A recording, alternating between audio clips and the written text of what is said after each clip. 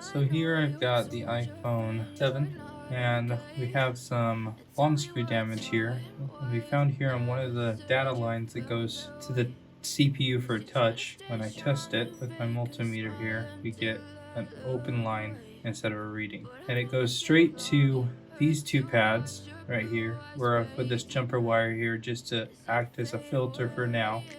As we test this. And this was already missing, but I've dug a little bit further into where the delamination was, and I found this lead here poking out, this little lead down in there poking out, and that one were broken. So this goes straight to the CPU, and this one goes over to the connector. When I test them, we get our 0.4, our value that we need to. And if I test between the connector and this guy on that pin, I get continuity. So I know that we've got this broken line here to fix the touch. So to clarify, we've got here, this line here goes through this cap, jumps over through this filter, and what we've lost is this connection through here, dives in there, jumps back up and goes all the way around here and ends up here, the CPU. And we have no more continuity between here, this line right here. So what I need to do is basically fix this small section of trace. It's literally thinner than a hair. Let me show you how I do that.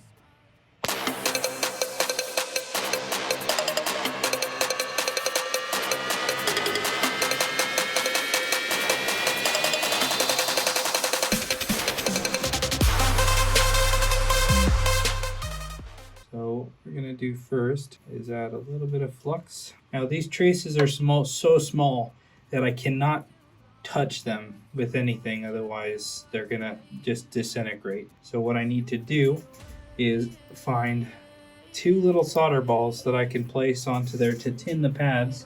For example, here, this the tip of my scalpel, I've got some solder paste that we're going to use to tin them. I'm going to heat it up until the solder flows into one bigger ball.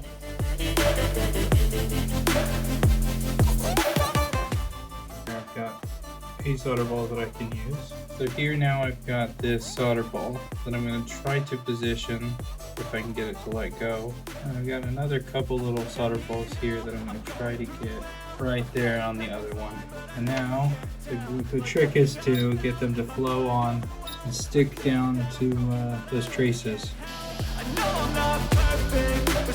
There's one, so we can see that it's stuck on, and we just got to get the other one. And I'm going to try to get another solder ball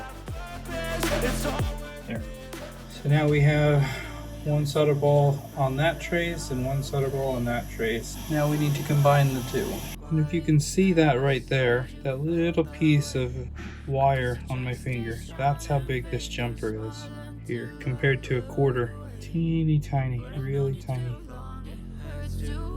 So here I've got a microscopic jumper, and then when I mean microscopic, I mean you can't even see this if it were out on on your finger.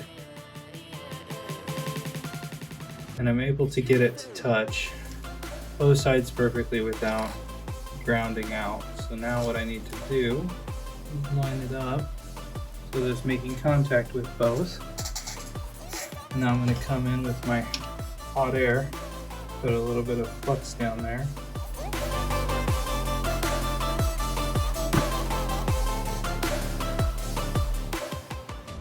And solder it in place. Now, without disturbing it, I'm going to check the connection here. See if we get a reading again. 1, 2, 3, 4, 5, 6, 7, 8.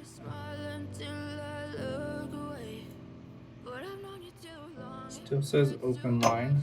I might need to give it a little bit more. And I'm pretty sure that the left side is connected because I see the solder suck to it, but I don't know about the right side. So what I'm going to do is add another teeny thing of solder.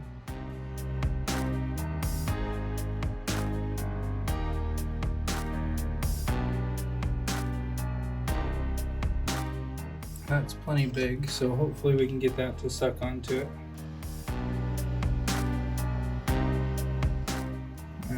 might have done it. So let's check for continuity again.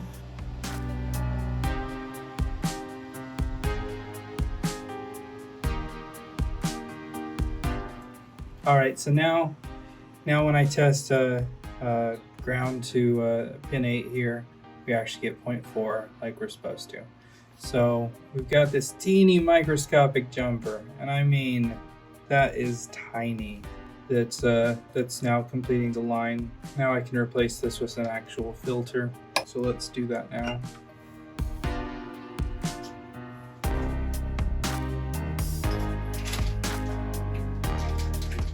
All right, to be safe, I'm just gonna pull one off of this donor board here. Worst case scenario, I can just look up on the schematic and find the value and pull it, but